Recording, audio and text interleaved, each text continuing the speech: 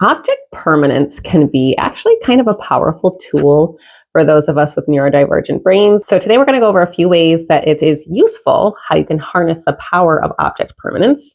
We'll of course go over what it is, and then some of the ways that object permanence can really be a pain. The purpose of this is just to shed some light on it, to help you to realize where object permanence may be bringing you down, because once you know and you're more self-aware, then you can do a lot more to help yourself. Hi there, I'm Sarah, a mom of 3, soon to be 4, and I make content geared toward neurodivergent parenting and being a neurodivergent woman. Let's jump right into today's topic. So just a quick recap of what object permanence is. Essentially, it's if you can't see it, then you forget about it, you lose it.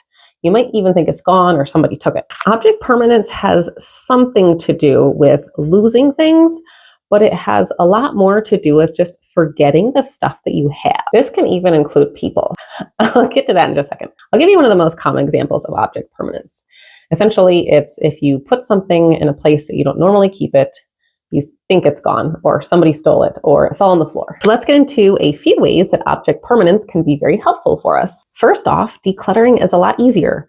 If we are getting rid of stuff out of our house and it's gone and we threw it in the trash or we gave it away, then a lot of times we just forget about it. We don't really dwell on it as much because it's gone, so it's gone. And it can also be easier when you're decluttering because you'll find all these things that you didn't remember that you had, and you're like, well, I haven't used them in the last however many years anyway, so I might as well get rid of it. Another way you can harness the power of object permanence is by keeping the stuff that you use every day out in the open. This is actually an organizing style, but for example, a lot of the clothes that I use are out in open bins or open shelves. The things in my bathroom that I use every single day are out on the counter. They're either in a little bin or they're just sitting on the counter. Another useful tool is, well, this is kind of just something funny, but opening up a drawer and just being like, oh, I forgot I had that, and trying to store it away in your mind, and then like you open the same drawer like a month later and you're like, oh yeah, I forgot I had that again. I found that this is helpful in decluttering with the stuff that I really hardly ever use. Maybe it's seasonal stuff. Maybe it's just stuff I hardly ever use, and I put it inside of drawers knowing that I rarely need to use it. Something that can be very useful is to label things if you really don't want to lose them and you do need to keep them stored behind a drawer or in a cupboard. For example, I have totes that are full of supplies for hurricanes. I live in Florida.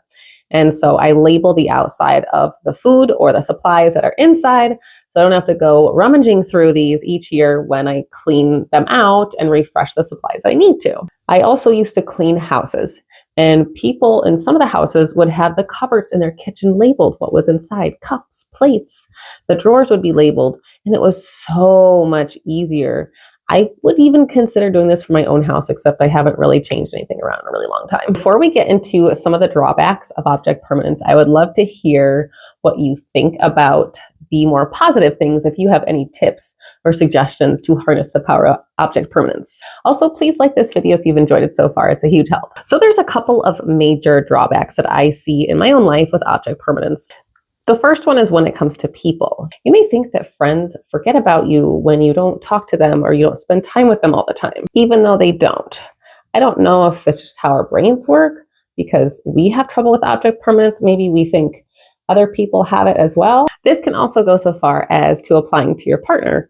If you're apart all day, you may start to feel more disconnected. This can just lead to needing a little bit more reassurance, maybe trying to connect with each other throughout the day. But just knowing that this is something that can happen, because I didn't know this and I was having trouble trying to figure out why I felt like less loved throughout the day. So if you feel like you struggle with this with your friends or your partner, then talk to them about it so that they can know. Otherwise, they're not going to know what you're thinking. The second one is a little bit more obvious. It's forgetting those appointments, tasks, ideas, or even plans that you have. They can all kind of get lost if you don't have them recorded somewhere, like a brain dump notebook or just a daily to-do list, or even a notes app in your phone. This can even include past successes, accomplished goals, and it can cause you to start to feel more like a failure because you just forget how many great things that you've done in the past. And it can lead to more guilt. It can lead to spiraling and a lot of negative self-talk. When you forget some of these important things like appointments, and when you forget your successes, you feel less capable.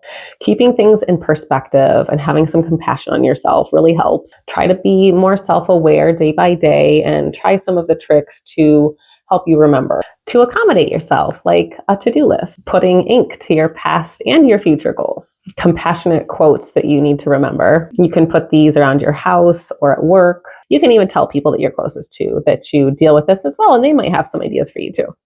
Well, thank you for watching today. Please subscribe if you are interested in more content geared toward being a neurodivergent person, and I'll see you next time. Thanks. Bye.